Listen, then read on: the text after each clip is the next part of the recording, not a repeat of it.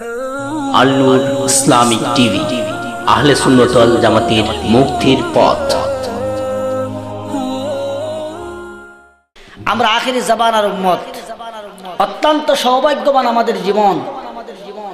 কারণ মুসা কালিমুল্লাহ আল্লাহর কাছে বলেছিলেন, আল্লাহ আখিরি জামানার নবীর উম্মত আমাকে বানাও। আল্লাহ বলেন, মুসা রে, তোমার দোয়া কবুল হবে না। ঈসা আলাইহিস সালাতু ওয়াস সালাম আল্লাহর কাছে দোয়া করেছেন, আল্লাহ আমাকে শেষ নবীর উম্মত বানাও। ঈসা আলাইহিস সালাতু ওয়াস সালামের দোয়া আল্লাহ কবুল করেছেন, শেষ জমানায় তিনি আসবেন। কথা ঠিক কিনা? হযরতে দানিয়াল আলাইহিস সালাতু ওয়াস সালাম ওলামায়ে কেরামদের মতে তিনি 1,24,000 পয়গম্বরের একজন। তিনি আল্লাহর কাছে দোয়া করেছেন, আল্লাহ আমি এই দোয়া করব না যে আমাকে শেষ নবীর উম্মত বানান। এই দোয়া আমি করব না, কারণ এটা কবুল হবে না। আমি আপনার কাছে দোয়া করি। হাদিসে আছে, আমি ইবনে কাসিরের মধ্যে তিনি তাফসিরে এনেছেন, তিনি বলেন, আল্লাহ আমাকে আমার মরার পরে আমার দেহটাকে আপনি অক্ষত করে রাখবেন, আমি যেন শেষ নবীর উম্মতের হাতের চুয়া পেয়ে যেন মাটির তল হতে পারি, কবরস্থ হতে পারি। সুবহানাল্লাহ। শেষ নবীর উম্মত নয়, শেষ নবীর উম্মতেরা যেন তার মোবারক হাত দিয়ে আমার দেহটাকে তারা কবরে রাখে। সুবহানাল্লাহ। এজন্য রাসূলুল্লাহ বললেন, দানিয়ালের সুসংবাদ যিনি দিবে তাকে আল্লাহ জান্নাতের সুসংবাদ দিবেন। হযরতে ওমর রাদিয়াল্লাহু তাআলার যুগে ইরাক বিজয় হলো। আবু মুসা আশআরী রাদিয়াল্লাহু তাআলা দানিয়ালের খবর পেলেন। এক জায়গায় গিয়ে দেখলেন একটা টেবিলের উপরে একটা লাশ। তিনি মানুষদেরকে জিজ্ঞাসা করলেন, এই লাশটা কার? তখন দেখলেন লাশের পাশে একটা কাগজ, সেই কাগজে লেখা, আমি দানিয়াল আলাইহিস সালাতু ওয়াস সালাম শেষ নবীর উম্মতের হাতের চুয়া পাওয়ার আশায় আল্লাহ আমাকে এখানেই রেখেছেন। সুবহানাল্লাহ। হযরত ওমরকে খবর দিলেন, হে ওমর ইবনুল খাত্তাব, রাসূলুল্লাহ যে সুসংবাদ দিয়ে গিয়েছিলেন ওই সুসংবাদ প্রাপ্ত দানিয়ালকে আমরা পেয়েছি, কি করব? তিনি বললেন, তোমরা তাকে খবর দাও। সুবহানাল্লাহ। ওই নবীর উম্মত আমরা। নবীগণ যে নবীর উম্মত হওয়ার জন্য আল্লাহর কাছে দরখাস্ত করেছেন, বিনা পারমিশনে সেই নবীর উম্মত আমাদেরকে আল্লাহ তৈরি করে দিয়েছেন। সুবহানাল্লাহ। এত সম্মান, এত মর্যাদা আমাদেরকে আল্লাহ দিয়েছেন। আমাদেরকে আল্লাহ রাব্বুল আলামিন এত মর্যাদা, এত সম্মান দিয়েছেন। মুসা আলাইহিস সালাতু ওয়াস সালাম তুর পর্বতে আল্লাহর সাথে কথা বলতেন। সপ্তাহে একদিন কথা বলতেন তুর পর্বতে। 4টা শর্ত ছিল আল্লাহর সাথে কথা বলার। প্রথম শর্ত, তুর পর্বতে যাওয়া লাগবে। দ্বিতীয় শর্ত, ফাখলা না আলাইক, আপনার জুতা খোলা লাগবে। তৃতীয় শর্ত, সপ্তাহে একদিন যাওয়া লাগবে। চতুর্থ, সময় ঠিক থাকবে। 1 ঘন্টা হোক আর 2 ঘন্টা হোক, একটা টাইম ফিক্স থাকবে। ওই টাইমের ভিতরে গেলে আমার সাথে কথা বলতে পারবে। হযরত মুসা আলাইহিস সালাতু ওয়াস সালাম সপ্তাহে একদিন আল্লাহর সাথে নির্ধারিত ফিক্স টাইমে কথা বলতেন। একদিন মুসা কালিমুল্লাহ আল্লাহকে জিজ্ঞাসা করেন, আল্লাহ আমি তো তোমার সাথে কথা বলি, আমার নাম কালিমুল্লাহ, আমার পরে কি এমন কোন জাতি আসবে যারা আপনার সাথে কথা বলবে? সুবহানাল্লাহ। মুসা আল্লাহর সাথে কথা বলেন। মুসা আল্লাহকে জিজ্ঞাসা করছেন, আল্লাহ আমার পরে কি এমন কোন জাতি আসবে যারা আমার সাথে কথা, আপনার সাথে কথা বলবে?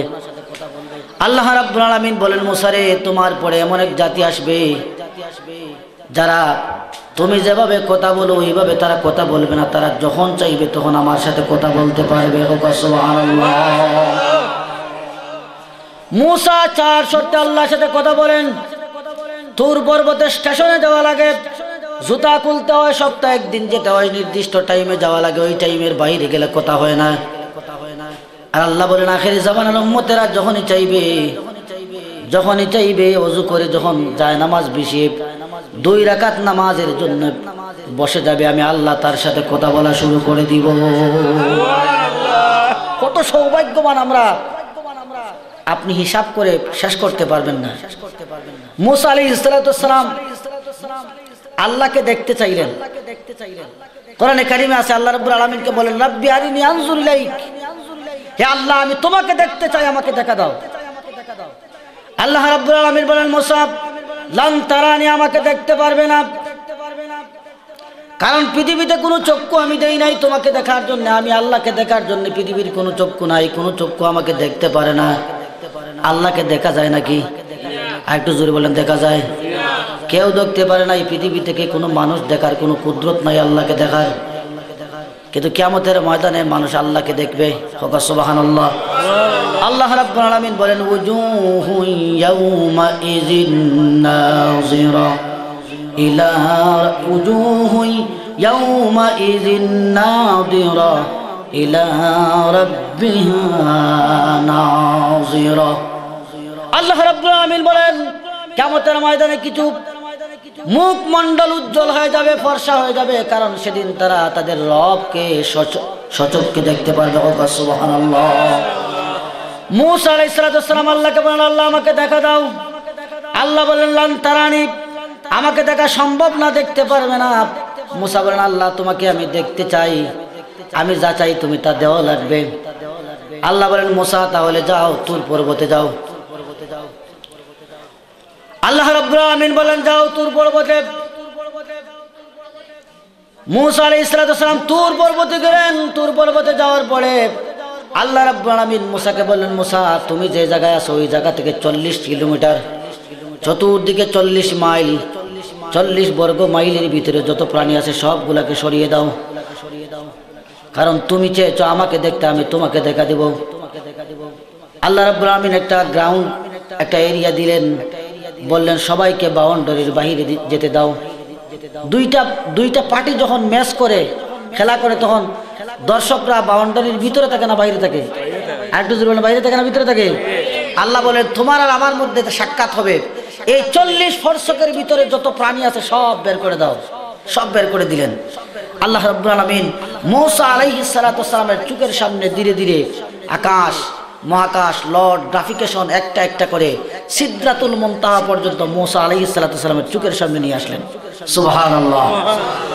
সিদরাতুল মুনতাহায় জিবরিল আমিন বসা। জিবরিল আমিন বলতেছেন, হে রাব্বুল আলামিন, পরওয়ারদিগার, হাজারো তোমার লক্ষ পয়গম্বরের কাছে কোটি কোটি বার আমি ওহী নিয়ে গেছি, তোমার কথা শুনেছি, তোমাকে তো কখনো আমার দেখার সম্ভব হয় না। আল্লাহ আজকে আমাকেও মেহমান বানাও মূসার সাথে। আল্লাহ বলেন, না তোমারও হবে না, তুমিও চলে যাও। মূসা আলাইহিস সালামকে সিদরাতুল মুনতাহা পর্যন্ত যখন মূসা আলাইহিস সালামের চোখের সামনে আল্লাহ নিয়ে আসলেন, লাইট অফ করে দিলেন, বলেন মূসা তোমাকে আর কি এগিয়ে যাবে নাকি, এখানেই শেষ করে দেব? মূসা আলাইহিস সালাম বলেন, আল্লাহ তোমাকে যখন দেখতে এসেছি আমি ফিরে যাওয়ার পাত্র নই, আমি ফিরে যাব না। যতক্ষণ পর্যন্ত তোমাকে না দেখছি ততক্ষণ পর্যন্ত আমি ফিরে যাব না। সুবহানাল্লাহ।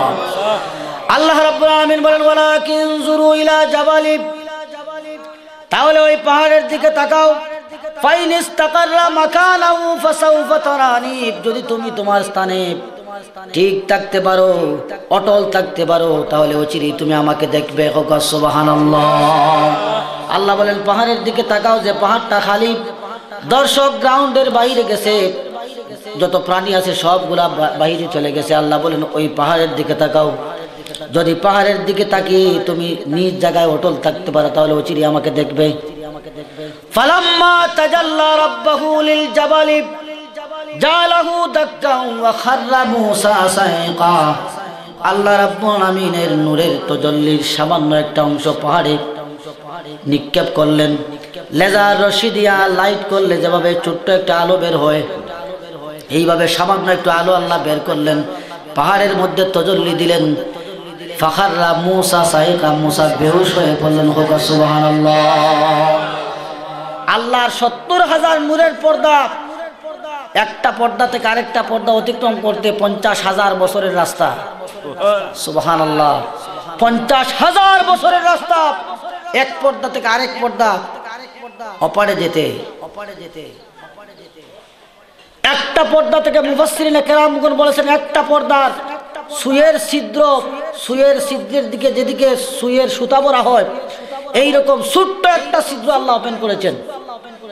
এই ছিদ্র থেকে লেজার রশ্মি বের হয়েছে, আলো বের হয়েছে, আর ওই আলের ফোকাসটা গিয়ে পর্বতে, তুর পর্বতে পড়েছে। আর এই তুর পর্বতেই আলোর ধাক্কা খেয়ে মুসা আলাইহিস সালাম ফাখাররা মুসা সায়কা, মুসা বেহুশ হয়ে গেলেন। 40 দিন পর মুসার হুঁশ ফিরল। কয়দিন? 40 দিন। আরেকটু জোরে বলুন না, কয়দিন? 40 দিন পরে মুসা আলাইহিস সালামের জ্ঞান যখন ফিরল, আল্লাহ বলেন, মুসা তুমি কি আমাকে দেখতে চাও নাকি এখানেই শেষ হবে? মুসা বলেন, আল্লাহ আর দেখার প্রয়োজন নাই, অনেক স্বাদ আমার মিটে গেছে। সুবহানাল্লাহ। কতটুকু জায়গা ওপেন করেছেন? 70,000 নূরের পর্দা থেকে একটা পর্দা টোটাল নয়, সামান্য সুয়ের ছিদ্রের মতো একটু জায়গা আল্লাহ ফাঁক করে দিয়েছেন। সুবহানাল্লাহ।